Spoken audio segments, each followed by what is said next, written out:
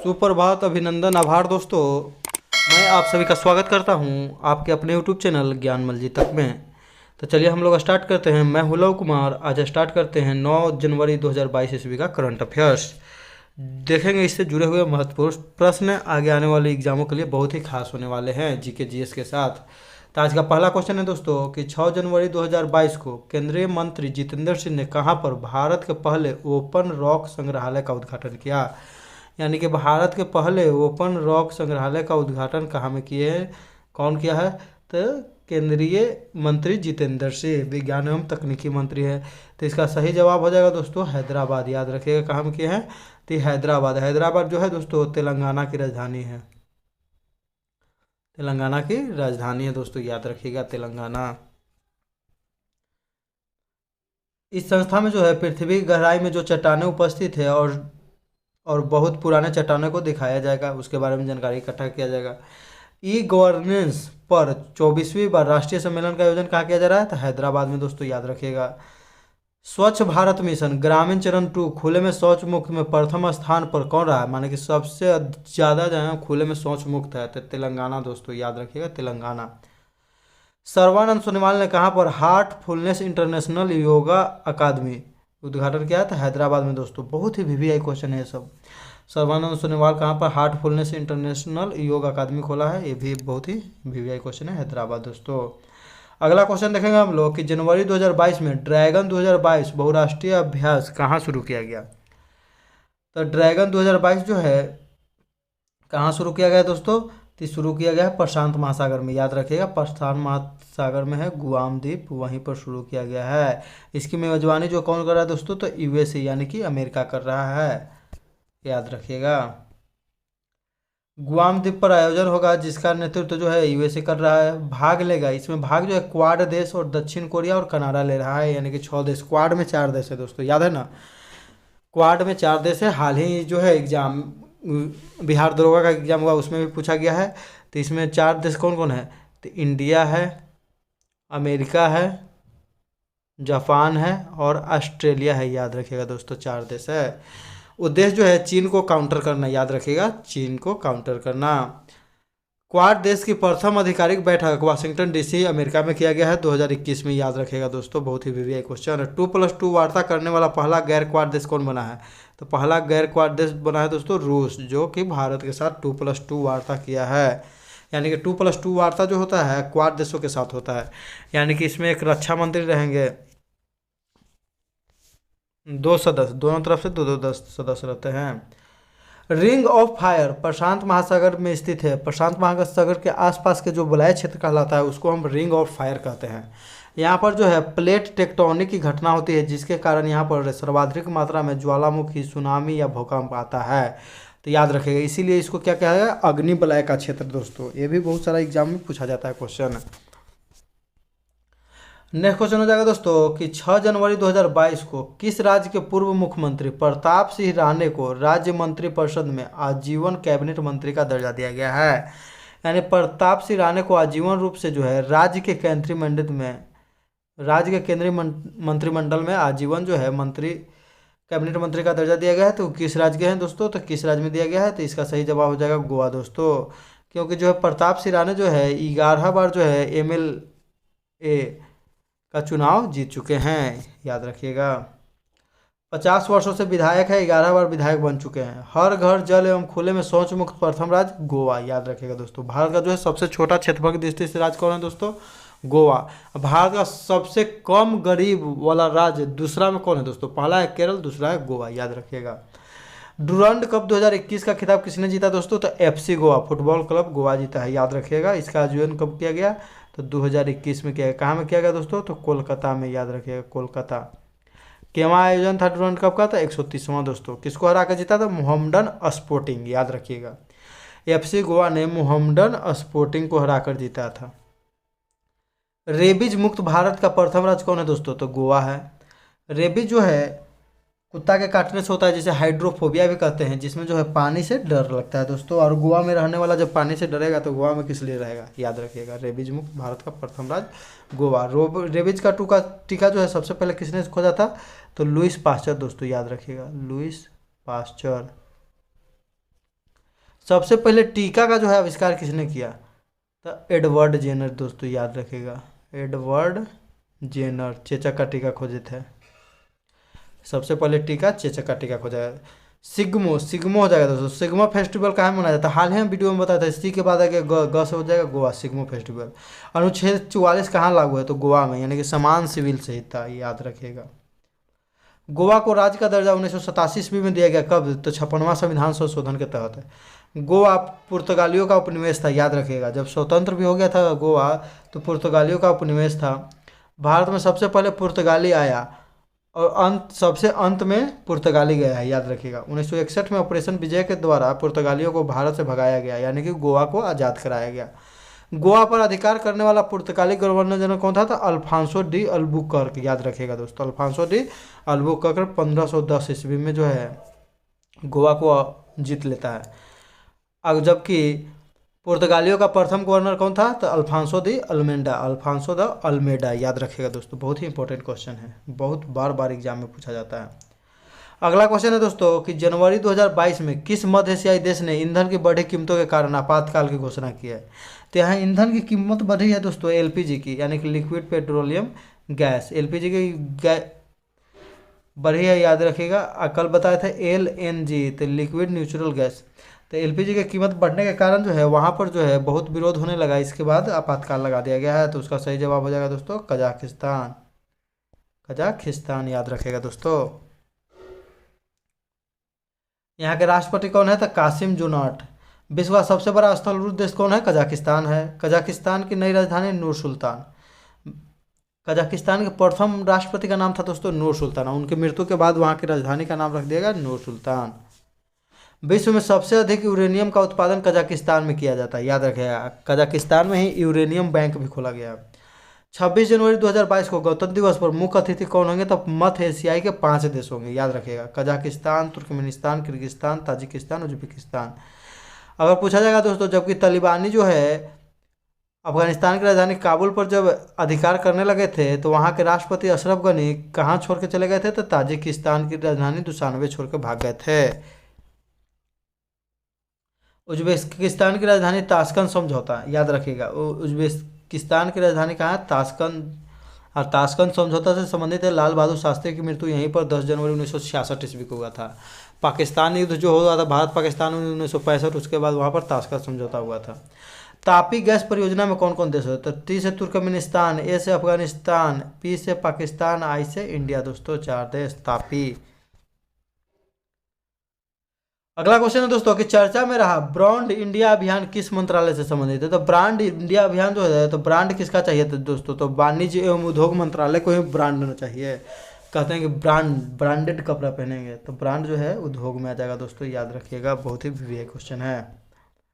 इसका उद्देश्य जो है वस्तु और सेवा के निर्यात को बढ़ावा देना। भारत के वाणिज्य एवं उद्योग मंत्री कौन है दोस्तों? तो पीयूष गोयल।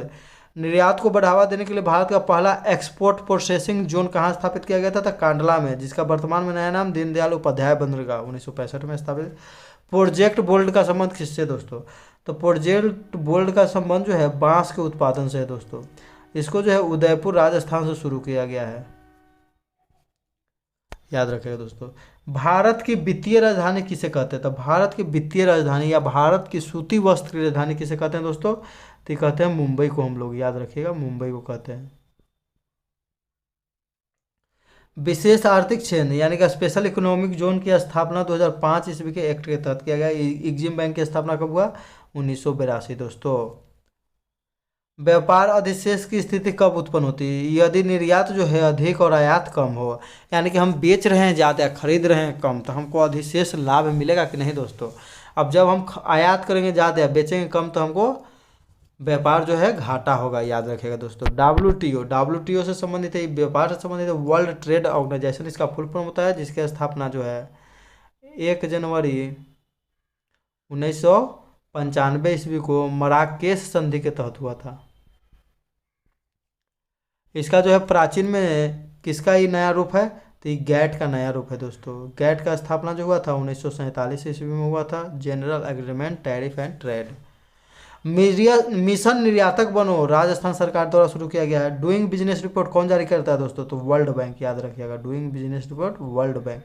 वर्ल्ड बैंक हाल ही में जो है डूइंग बिजनेस रिपोर्ट जारी करना बंद कर दिया गया, ये याद रखिएगा दोस्तों।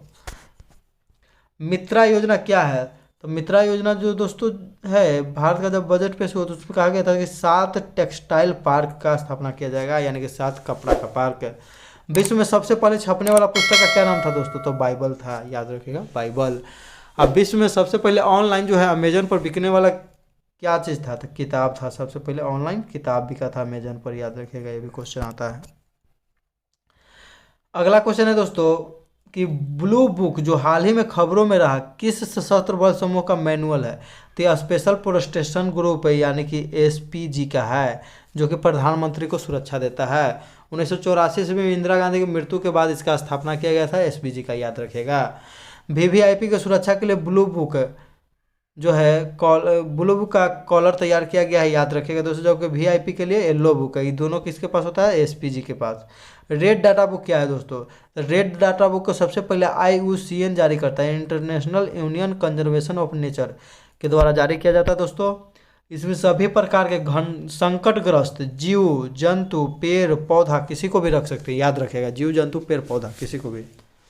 ममता बियॉन्ड 2021 पुस्तक के लेखक कौन है दोस्तों? तो जयंत घोषाल, याद रखिएगा, ममता बियॉन्ड 2021। ममता बनर्जी किस राज्य की मुख्यमंत्री है दोस्तों? तो ममता बनर्जी की बात करें तो पश्चिम बंगाल के मुख्यमंत्री हैं। अगला क्वेश्चन हो जाएगा दोस्तों कि जनवरी 2022 में कौन संघाई सहयोग संगठन के नए महासचिव बने हैं? तो संघाई सहयोग संगठन के नाम से जान गए हैं हम लोग कि बने हैं कौन दोस्तों? तो झांग मिंग, याद रखिएगा, झांग मिंग, याद रखिएगा दोस्तों, Zhang Ming, Zhang Ming. Alibaba के जैक मा संस्थापक थे। पाब्बी युद्धाभ्यास जो है संघाई सहयोग संगठन के द्वारा किया जाता है, आतंकवाद विरोधी युद्धाभ्यास है दोस्तों, याद रखिएगा पाब्बी। संघाई 5 के नाम से 1996 में स्थापना हुआ था संघाई सहयोग संगठन का। 2001 में इसका नाम बदलकर संघाई सहयोग संगठन कर दिया गया। मुख्यालय कहाँ है संघाई सहयोग संगठन? बीजिंग, चीन में। वर्तमान में इसमें 9 देश हैं, ईरान 9वां है। तो आई से 9 होता है, आई से आई जो लेटर होता है 9वां होता है ईरान, आई से ईरान। न्यू डेवलपमेंट बैंक का नया सदस्य कौन बना है? तो मिस्र, ये भी 9वां सदस्य है दोस्तों, याद रखिएगा। ब्रिक्स जो है 13वां बैठक, न्यू डेवलपमेंट किसका बैंक है दोस्तों? तो ब्रिक्स का बैंक, याद रखिएगा। न्यू डेवलपमेंट बैंक का नामकरण जो है नरेंद्र मोदी किए थे। तो ब्रिक्स 13वां बैठक है, नई दिल्ली भारत में हुआ था 2021 में, याद रखिएगा। ब्रिक्स बहुत क्वेश्चन पूछता है दोस्तों, ब्रिक्स से। 5 जनवरी 2022 को आर्थिक मामलों के मंत्रिमंडल समिति ने ग्रीन एनर्जी कॉरिडोर चरण 2 का परियोजना को मंजूरी दी है। यह चरण कितने राज्यों से संबंधित है दोस्तों? तो यह चरण जो संबंधित है 7 राज्यों से, याद रखिएगा। कितने राज्यों से? तो 7 राज्यों से संबंधित है, याद रखिएगा दोस्तों। तो ये 7 राज्य कौन कौन है? तो गुजरात, हिमाचल प्रदेश, उत्तर प्रदेश, राजस्थान, कर्नाटक, केरल, तमिलनाडु। पहले चरण में जो है 24 गीगावाट और दूसरे चरण में 20 गीगावाट का उत्पादन को बढ़ाना है दोस्तों, नवीकरणीय ऊर्जा। सन 2022 तक भारत में नवीकरणीय ऊर्जा कितना हो जाएगा? तो 175 गीगावाट, याद रखिएगा, 175 गीगावाट का लक्ष्य रखा गया है। और 2030 तक 450 गीगावाट जबकि नवीकरणीय ऊर्जा का लक्ष्य प्राप्त है, जबकि 2047 तक ऊर्जा स्वतंत्र यानी कि 100% प्राप्त कर लेंगे। भारत कब तक कार्बन शून्य उत्पादन करेगा? 2070 तक ये टारगेट रखा है दोस्तों। COP 26 में, COP 26 का आयोजन हाल ही में कहाँ में किया गया दोस्तों? तो COP 26 की बात करें दोस्तों, COP 26 यानी कि कॉन्फ्रेंस ऑफ पार्टीज 26, इसका जो है आयोजन ग्लासगो में किया गया, स्कॉटलैंड की राजधानी है। COP 27 का आयोजन कहाँ किया जाएगा दोस्तों? तो मिस्र में। COP 28 का आयोजन कहाँ किया जाएगा? तो यूएई में।